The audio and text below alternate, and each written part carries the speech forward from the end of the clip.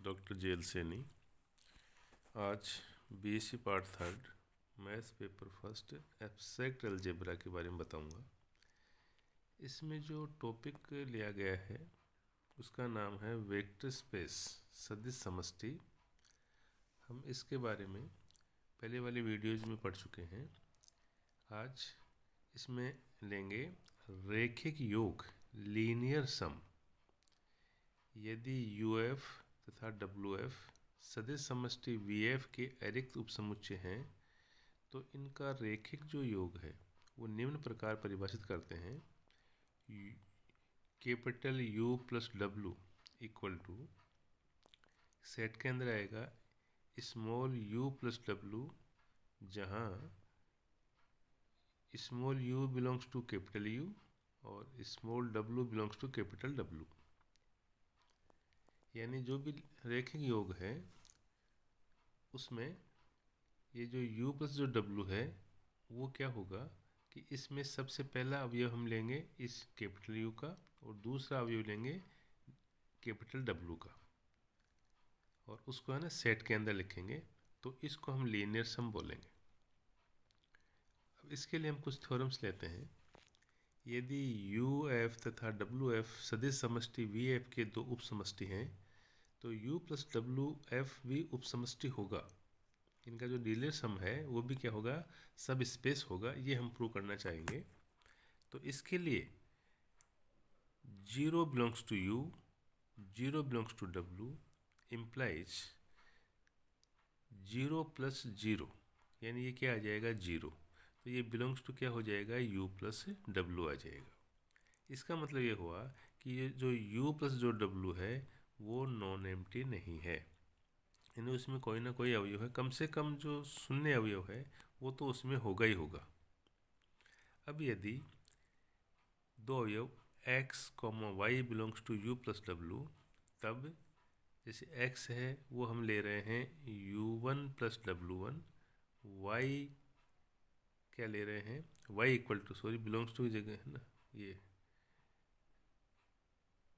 U2 plus W2 है ना, इसको इक्वल टू समझना आप। ये जहाँ पे ये जो U1 U2 जो हैं वो इस कैपिटल U के अवयव और ये W1 W2 हैं वो बिलोंग्स टू कैपिटल W। अब हम कोई अदिश लेते हैं alpha beta belongs to F के लिए, जैसे alpha x plus beta y equal to alpha x जो भी माना है अपने U1 plus W1 plus beta into y क्या माना है हमने U2 plus W2 equal to, अब देखो इसको आप इंटू करेंगे तो क्या आएगा, ये alpha U1 plus beta U2 है ना, जैसे इसको इससे इंटू करके और इसको इंटू करके हम सम कर देंगे, फिर प्लस फिर alpha W1 plus beta W2।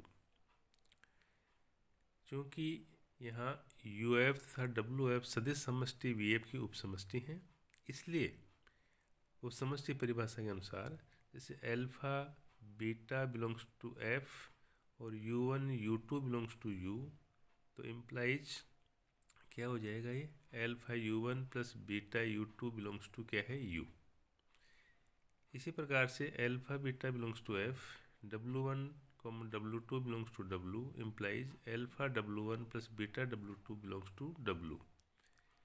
तो आप 1 व 2 से देख रहे हैं कि ये दोनों जो है ना, ये इनको हम क्या करेंगे, सम करेंगे। तो यहाँ पर क्या है, alpha U1 plus beta U2 plus alpha W1 plus beta W2 belongs to क्या आएगा, ये U प्लस W इम्प्लाइज।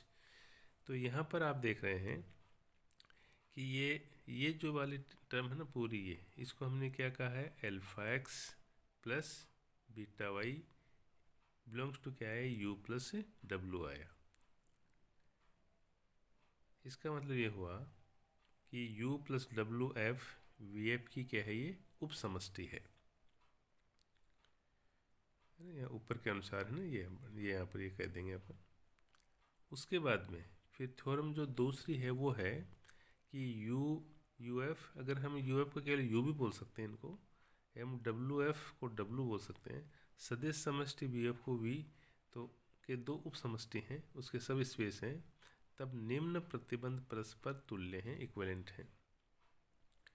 जैसे U इंटरसेक्शन W है वो क्या होगा 0, और प्रत्येक सदिश x belongs to u intersection w को अद्वितीय रूप कौन सा है u प्लस w में व्यक्त किया जा सकता है, जहाँ पे u बिलोंग्स टू u है और w बिलोंग्स टू w है।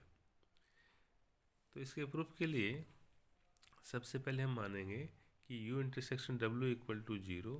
तब हम सिद्ध करेंगे कि प्रत्येक सदिश x belongs to u intersection w को अद्वितीय रूप कौन सा u प्लस w में व्यक्त किया जा सकता है, जहाँ पे u बिलोंग्स टू u और w बिलोंग्स टू w।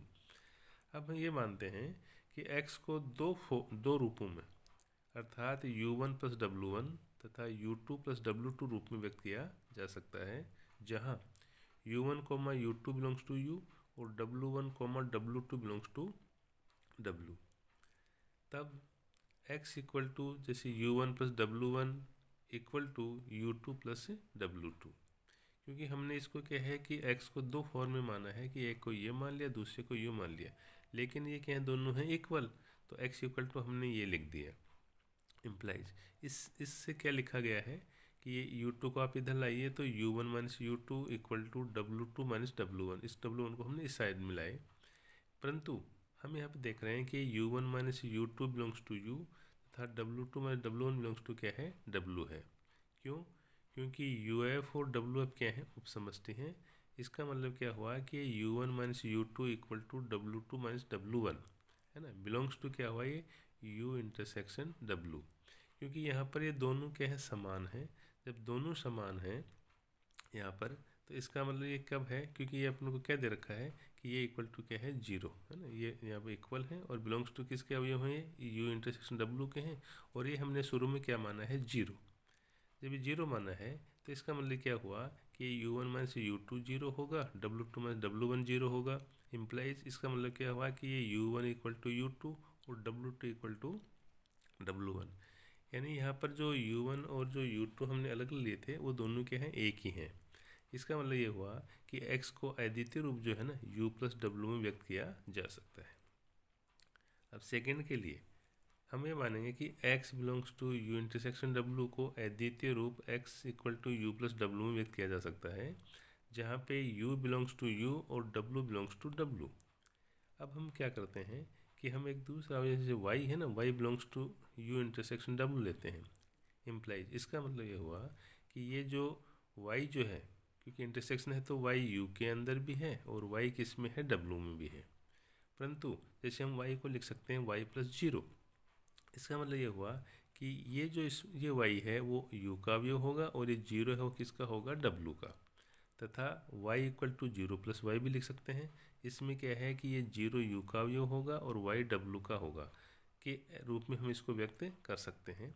लेकिन जो अद्वितीय का प्रतिबंध है यूनिकनेस जो है उसके अनुसार क्या है कि ये y इक्वल टू ये भी y इक्वल टू है, तो ये y plus 0 equal to 0 plus y. Implies ये कब संभव होगा कि जब यहाँ पर y इक्वल टू क्या हो 0, अर्थात u intersection w equal to क्या है 0।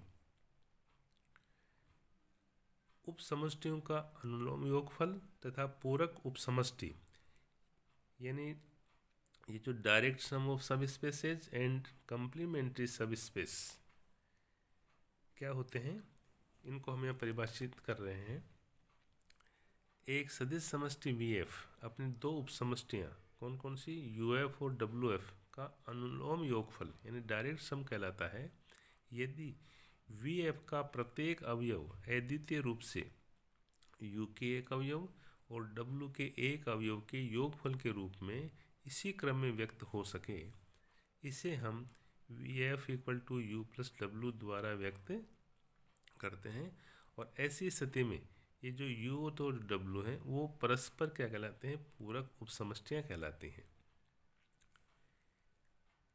अब हम क्या है कि इसके ऊपर थ्योरम ले रहे हैं। एक सदिश समष्टि VF का अपनी दो उपसमष्टियाँ UF और WF का अनुलोम योगफल होने के आवश्यक एवं पर्याप्त प्रतिबंध निम्न है। क्योंकि यहाँ पर जैसे UF और WF है ये वैसे VF की क्या उपसमष्टियाँ हैं, तो ये डायरेक्ट सम होने के लिए नेसेसरी और सफिशिएंट कंडीशंस क्या हैं, वो ये हैं जैसे v इक्वल टू क्या होना चाहिए, u प्लस डब्लू, और u intersection w equal to क्या होना चाहिए, 0। उसके बाद में अब सबसे पहले हमें प्रतिबंधों की आवश्यकता, तो हम ये मानते हैं कि जो सदिश समष्टि VF है वो अपनी उपसमष्टियाँ u तथा w का अनुलोम योगफल है। अर्थात तो अनुलोम योगफल की परिभाषा के अनुसार क्या लिखेंगे, v equal to u plus डब्लू। तब परिभाषा अनुसार क्या है कि इस v के प्रत्येक अवयव v को, यानी ये जो v है इसका जो प्रत्येक अवयव है ना एलिमेंट, उस v को हम क्या करेंगे कि ये u है उसका एक अवयव, यानी u के एक अवयव कौन सा u, और जो w है ये w, तो w के एक अवयव w के योगफल के रूप में प्रदर्शित किया जा सकता है। अर्थात v equal to u plus डब्लू। इस प्रकार प्रतिबंध फर्स्ट क्या है वो संतुष्ट होता है। अब प्रतिबंध सेकंड के लिए यदि संभव है तो माना u intersection w equal to 0, मतलब नॉट इक्वल टू 0, क्योंकि उसकी कंडीशन के अनुसार तो क्या होगा कि u इंटरसेक्शन w है वो 0 होगा। लेकिन अगर पॉसिबल है तो आप इसको ये 0 नहीं है हम ये मानेंगे। जब ये मानेंगे तो देखो यहाँ पे तो 0 है, अब 0 की जगह क्या होगा, कोई अशून्य सदिश, यानी 0 के अलावा है ना, नॉन जीरो वेक्टर, जैसे x u इंटरसेक्शन w में विद्यमान है। अगर ये 0 नहीं है तो इसके अलावा कोई नॉन जीरो वेक्टर है ना उसमें होगा। इसलिए x को हम निम्न प्रकार लिख सकते हैं, x equal to x plus 0, जहाँ ये जो x है वो बिलोंग्स टू u और ये 0 है वो बिलोंग्स टू w, तथा x इक्वल टू, यहाँ इसको हम 0 प्लस एक्स लिख सकते हैं। तो जब यहाँ ऐसा लिखेंगे तो यहाँ पर ये पहला 0 है वो u का होगा और ये x है वो किसका होगा, w का। तो इससे ये निष्कर्ष निकलता है कि एक अशून्य सदिश x बिलोंग्स टू क्या है वो v, ये कम से कम दो प्रकार से u के एक अवयव तथा w के एक अवयव के योगफल द्वारा प्रदर्शित किया जा सकता है। जो हमारी जो अवधारणा है उसके क्या है, ये विपरीत है। केवल 0 ही ऐसा सदिश है जो u तथा w में क्या है, उभयनिष्ठ है, यानी कॉमन है। अर्थात u intersection w equal to क्या होगा, 0 होगा, क्योंकि हमने यहाँ पर क्या है कि x लिया था, लेकिन जो x है ना ये क्योंकि उसी परिभाषा के अनुसार x plus 0 equal to x 0 plus x है ना, वो कब होगा, जब x इक्वल टू क्या हो, 0। इसलिए यहाँ पर u intersection w equal to क्या आएगा, 0 आएगा। अब है प्रतिबंधों की पर्याप्तता, सफिशिएंट कंडीशन। हम ये मानते हैं कि v equal to u plus डब्लू और u intersection w equal to 0 ये संतुष्ट होते हैं। तो हमें ये प्रदर्शित करना है कि जैसे v equal to u plus डब्लू या v का प्रत्येक अवयव अद्वितीय रूप से u के एक अवयव तथा w के एक अवयव के योगफल से व्यक्त किया जा सकता है। अब प्रतिबंध कौन सा है, v equal to u plus डब्लू से अर्थ निकलता है कि v का प्रत्येक अवयव u के एक अवयव तथा w के एक अवयव के योगफल से व्यक्त होता है। तो अब सिद्ध करना है कि ये योगफल जो है ना वो क्या है, अद्वितीय है, यानी इनके अलावा कोई दो योगफल नहीं होंगे, ये यूनिक होगा। तो यदि संभव है तो माना कि v का कोई अवयव v निम्न प्रकार से व्यक्त होता है। जैसे v इक्वल टू ले लिया u1 प्लस w1, जहाँ पे u1 बिलोंग्स टू u है और w1 बिलोंग्स टू क्या है, w। इसी प्रकार से v इक्वल टू ले लिया हमने u2 प्लस w2, जहाँ u2 बिलोंग्स टू u है और w2 बिलोंग्स टू w है। देयरफॉर ये भी v इक्वल टू है, ये भी v इक्वल टू है, तो दोनों क्या करेंगे, इक्वल करेंगे। तो u1 plus w1 equal to u2 plus w2, या इसको इस तरफ लाइए आप, तो u1 minus u2 equal to w2 minus w1, ये बिलोंग्स टू क्या है, u इंटरसेक्शन w, क्योंकि ये दोनों में अवयव सेम आ गए।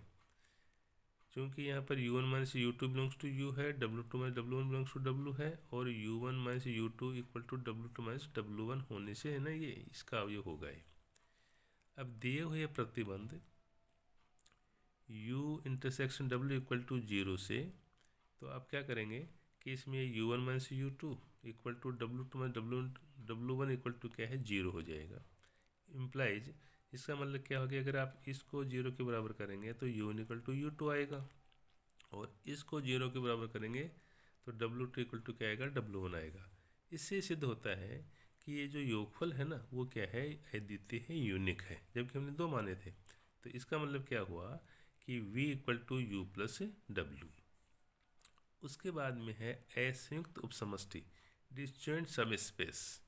यदि uf तथा wf सदिश समष्टि vf के 2 उपसमष्टि हैं तो u w जो है ना वो असंयुक्त उपसमष्टि कहलाते हैं, यदि u intersection w equal to क्या हो 0 हो।